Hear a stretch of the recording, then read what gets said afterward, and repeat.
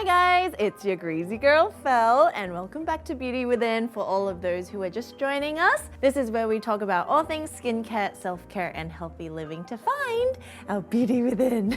So for today's video, we're gonna be talking about something that we probably get the most questions about, and that's vitamin A and retinol. Because we hear all the time, like, when can I start using retinol? Why is it so irritating and drying? Or retinol sounds scary, do I even need it in my routine? Which is something that Ro always says to me as well. So no matter what age or skin type you might be dealing with, you've probably come across it, you've heard of retinols, and we've done 2 previous videos all about retinol. So in today's video, we're gonna give you 3 different options, specifically Beta-Carotene, Bakuchiol, and Granactive Retinoid. And we wanna thank Josie Maran for sponsoring a portion of this video so that I can share with you guys my thoughts on some of their Pro-Retinol products, what this means, and how they can work for sensitive skin. And if you guys are new here, welcome, and please subscribe to our Beauty Within fam, where we come out with new videos every week, and turn on the little notification bell.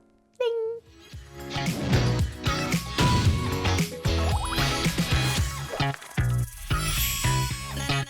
Okay, so we're gonna start off with how it all works on our skin. The wondrous benefits of what vitamin A or retinols and retinoids can give. It's to help reverse photo damage, which is what happens when you go out and UV ray attacks your skin cells, as well as things like fade hyperpigmentation and reduce acne causing bacteria. So that's kind of like what you might see on the surface, but then under in the dermis, it can also help to stimulate collagen and elastin, and it's probably one of the only ingredients, apart from vitamin C, that can help to do that, which is why it's also marketed like an anti-aging ingredient, but it was first actually researched to help with acne. So that's a cool thing. To understand it a little more, under the retinoid family, there's retinol esters, retinol, retinaldehyde, adapalene, tretinoin, beta-carotene, just to name a few. And how do these different forms interact differently? So for example, if you have a product that contains tretinoin, which is one of the most effective ingredients, and tretinoin is also known as trans-retinoic acid and is a bioactive compound that our skin picks up on and uses to work its magic. You can see it in a lot of over-the-counter as well as Curology. They also have tretinoin, which is why it's so effective. And it's all about pros and cons because that can be a little drying. And then you have things like retinol. So retinol needs to go through a 2-step conversion process to transform into the old trans-retinoic acid. So it goes through a double step, which means it won't be as potent, but it will still have the effects and maybe a little less drying or irritating than straight up retinoic acid. So you can kind of think of it like chewing your food, a trusty apple. You can't eat it by just like gulping it down whole, right? You need to chew it. It needs to convert into like a nice little mush in your mouth, and then you swallow and digest and then absorb all the nutrients. It's kind of like that. And then you have things like retinol esters, and this conversion process goes through a 3-step process. So we're like extending the amount of time that this ingredient needs to convert on our skin, which might take your skin a little bit longer, and therefore,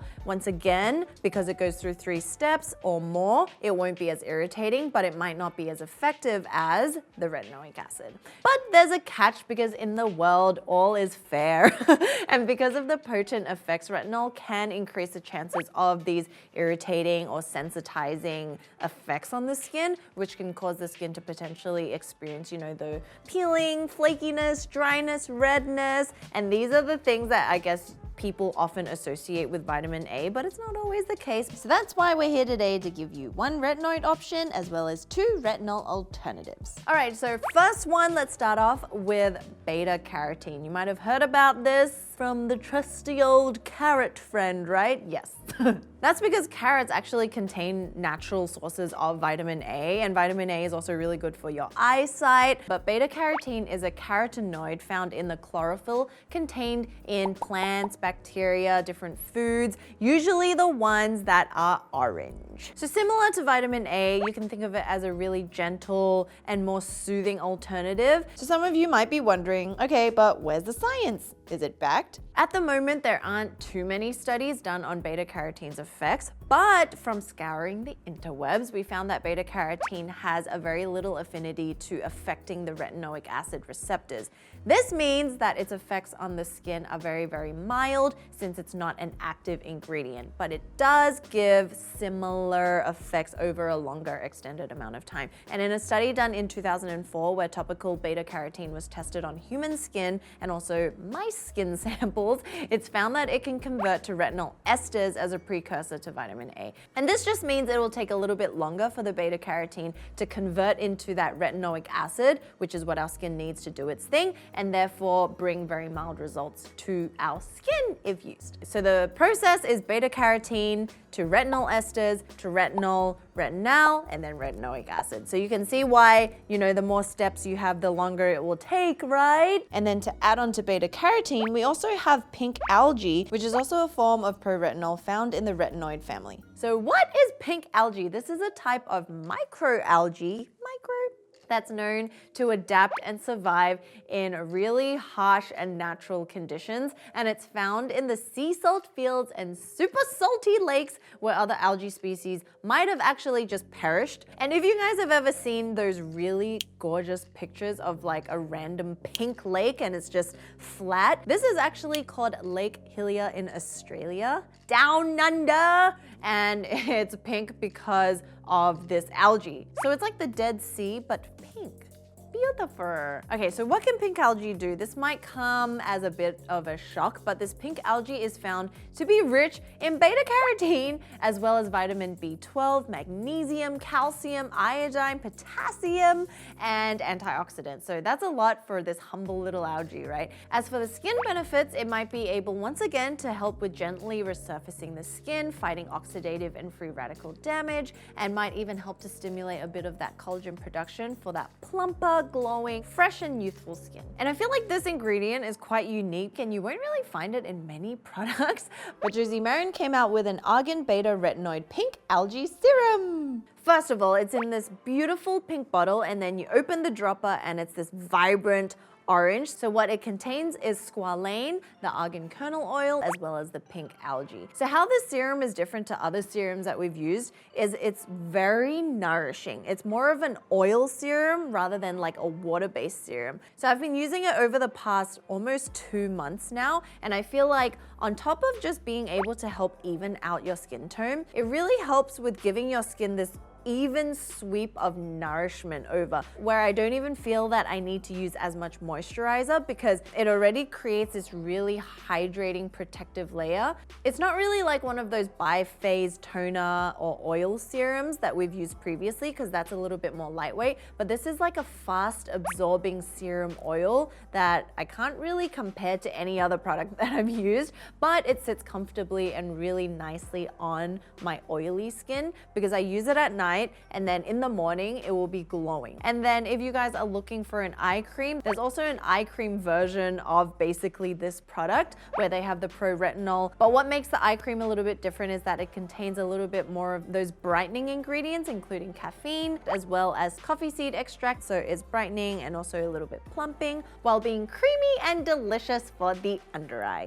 Ding, ding. If you wear any sort of concealer just to cover dark circles, you really want to have a hydrating under eye cream so that it sits nicely and it doesn't settle into the creases under your eye. And for those of you thinking like, oh my God, retinol under the eye, which is like the most sensitive area with the thinnest skin. And this works because once again, although the Pro-Retinol is potent in that it has a rich amount of the beta-carotene, it isn't drying or irritating under the eye. And one that I mentioned in a previous video with Ro when we were talking about our body products is they also have the Pro-Retinol body butter, which I really love. It looks creamy, but it is so lightweight. It's like a gel body butter. Oh my God, delicious. And that one can help with subtly brightening if you have like discoloration, but just keep in mind it's not going to like fully change your discoloration, but over time it will help to like even it out. And as for other products that include the beta-carotene, Skinfood recently came out with a whole carrot line. In the first is the carrot-carotene calming water pad, and I've been really into pads lately because it's just sitting on your vanity, you use it as your toning step, and it's got a really soft waffle texture on the pad that you sweep all across the face, and this one contains the carrot seed oil, which is that natural form of vitamin A. So it's just naturally brightening, it's softening, it's calming, and it doesn't create any of those like drying effects. So that's an option if you're looking for like a toner. There's also the Carotene Relief Cream. Wow, that's a alliteration right there.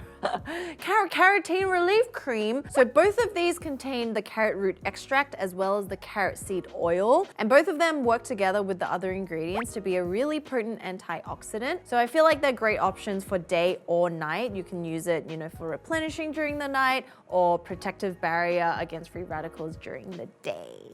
Yay! Then, because as we said, beta-carotene is present in a lot of different foods and vegetables that have that glowing kind of rich orange-red color. Goji berries contain beta-carotene, so Paula's Choice Power Berry Serum contains a slew of these berry extracts. So there's also beta-carotene within that one. Ro and I really enjoy that for its like beautiful pink color, but also it just sinks beautifully onto the skin. No matter what skin type you have, that's a great serum option. Now moving on to the second ingredient, Bakuchiol. Okay, so here's another analogy for those of you who are hungry. If retinol is crab meat, then Bakuchiol is basically imitation crab because it's not really retinol at all. It's like plant-based. So it might look like crab, taste like crab, but it ain't crab. So Bakuchiol is an active compound that's extracted from the seed of the babchi plant, and Bakuchiol can be considered a plant-based alternative to retinol, although it has no connection with the retinoic acid and vitamin A, but it just so happens that Bakuchiol has similar topical effects to the retinoic acid. But what do the studies say? There's actually not many studies conducted on Bakuchiol, as popular as it is, but there are a few isolated ones that implies bringing some promising results. And one particular study was from the British Journal of Dermatology, and in this study they used 0.5 of retinol on one side, 0.5 of Bakuchiol on the other side on, wrinkling areas or even hyperpigmentation, and they found very similar results on both. So that's kind of like hydroquinone and tranexamic acid. One is just the gentler form but gives very similar effects. In another study in 2014, and to briefly summarize, both the retinol and Bakuchiol were found to stimulate collagen production in the skin while simultaneously reducing an enzyme called MMP that's known to attack collagen within our skin. So, is it worth it? We'll leave that up to you. But you can think of Bakuchiol as another alternative, especially for pregnant women, for those who can't use retinol, if you have skin sensitivities as well. So Bakuchiol is probably a little bit easier to find in our products. For example, Beauty Bay has a Skinhit clarifying serum with Bakuchiol and Oatmeal, and Oatmeal, anytime I see it, I love it because it's so calming. So this serum, I remember, is somewhat milky, and it's designed to help with hyperpigmentation as well as preventing breakouts. Definitely one that you want to use over a long period of time because it is more gentle and soothing, but I really enjoyed this because of the oat kernel flour that helps to calm irritation, working with the Bakuchiol that's already pretty gentle. So that was that one. Then there's also Good Molecules Bakuchiol Oil Blend for oily skin. And this is a fast absorbing facial oil that includes a blend of baobab. If you guys have looked into what a baobab tree looks like, I love it. It's in Madagascar and they have a thick trunk and a weird like canopy. There's also rosehip seed oil to nourish the skin as well as the Bakuchiol. So this weird baobab ingredient helps to hydrate and moisturize the skin as well as soothe because it's also got vitamin B, C, and omega-3s naturally present in it. And rosehip oil is just another one of those ingredients that we really love, especially if you have oily skin. Rosehip oil is great because it's fast absorbing and it's a rich antioxidant that can also subtly help with hyperpigmentation over a long period of time. I remember using rosehip oil like back when I was fighting acne, and it really helped to calm and just kind of like brighten and even out my skin tone very subtly. Then the Inky list also has a Bakuchiol Retinol Alternative Moisturizer. And this is a lightweight cream that contains 1% Bakuchiol, as well as squalane and sacha inchi oil, which is an Inca peanut that's rich in omega fatty acids, which is there to help build your skin barrier. And then there's also Paula's Choice 0.3 retinol and the 2% Bakuchiol treatment. So I love this idea of formulation because there's a lower percentage of retinol, which is, you know, your tried and true, tested, derm-approved retinol, and then you have the Bakuchiol kind of like working in the background to supplement, to offset some of that potential irritation, but both doing very similar things. So if you're wanting something that's a little bit more than just like a basic or beginner's Bakuchiol, this is definitely one you can look for. Okay, so final ingredient is Granactive Retinoid. And you can kind of think of it as the distant cousin of retinoic acid, which allows it to bind directly to your skin's retinoic acid receptors without the need for conversion. And so in other words, its effects are very, very similar to, you know, your tretinoin or retinoic acid, but in a more stable and mild way. So it's like the dog that's been trained versus the untrained dog.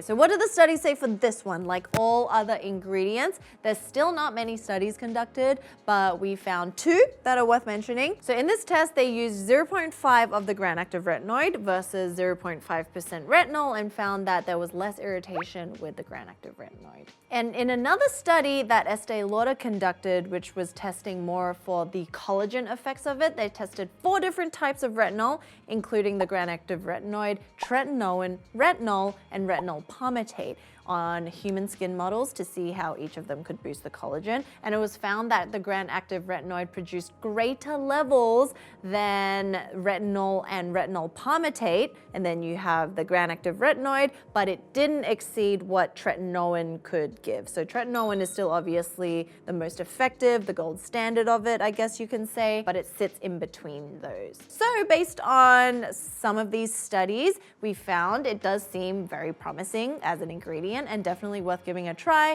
And I can totally attest to this because one of my favorite products is the Granactive Retinoid 2% in squalane. They also have one 5% depending on, you know, what you need, what you want. And this one I also gave to Rue to try when we swapped our skincare routines, and her skin, she said, was glowing the next day. So instantly having an oil base makes it very nourishing, easier to use straight off the bat, while having also the 2% of the Granactive Retinoid do its thing on your skin. And this one also contains bisabolol, which comes from chamomile for soothing and calming, as well as jojoba seed oil, also another fast absorbing oil. And if you guys aren't into like the oil serum form, they also have another 2% Granactive Retinoid in a emulsion form. Then the Inky list also has a retinol anti-aging serum, and this contains 1% of retinol, which actually is more of a family of different ingredients that make up the 1%. It's not just purely 1% retinol, as well as the 0.5% of the Granactive Retinoid. This one I also haven't tried before, but it's there for you guys to explore once again. Now we want to just end it on some general tips, whether or not you're going to try some of the ingredients we mentioned today, or you want to try tretinoin or retinol or whatever ingredient it is. First is always spot test to make sure your skin reacts well to the ingredient and monitor how your skin reacts to it, how you feel, and, you know, track the changes every morning and night, because I think that's really important to be observant of your own skin. Honestly speaking, I don't patch test. I probably should, but when we went and talked to the chief scientific officer at The Ordinary, I remember he said if you use it just on your wrist area, if you do have an allergic reaction, it will show up here because skin is skin. But, you know, knowing your skin, if you know you're super sensitive, just be more wary of that. If you're more resilient, then you can just slap it onto your face like I do, and then track the changes, and also remember to be patient with it because good things take time and you might not be able to know just one day after. Second tip is be mindful of the other active ingredients that you choose or not choose to layer on, because we always say if you're trying a new ingredient or a new product, it's best to reduce and streamline everything else, which means that in your skincare routine, you only want the new product to be the new thing. Everything else you should know works for you and isn't going to like make your skincare routine completely volatile, because then who even knows what's working and what's not working, right? So you want to make that process very simple and streamlined. And then third, and probably the most important, is with anything, please wear SPF in the mornings, because this is probably the most beneficial and most effective product, but also step you can do for yourself in terms of anti-aging, saving that youthful skin. And you want to protect your skin, especially if you're using these active ingredients out in the sun. So SPF, SPF, SPF. So we hope you enjoyed this video offering you guys 4 more alternatives to one of our favorite ingredients. You know, for whatever reason, sometimes we can't use it, sometimes we just don't react well with ingredients, but that's totally fine because there are many options out there, and that's what this video was for. If you have any questions or recommendations, please share them with everyone in the comments below. We always love learning. And we want to give another huge shout out to Josie, Maran for sponsoring a portion of this video so that we can share more awesome products with you guys and know what other ingredients you want us to talk about in future videos. Bye for now!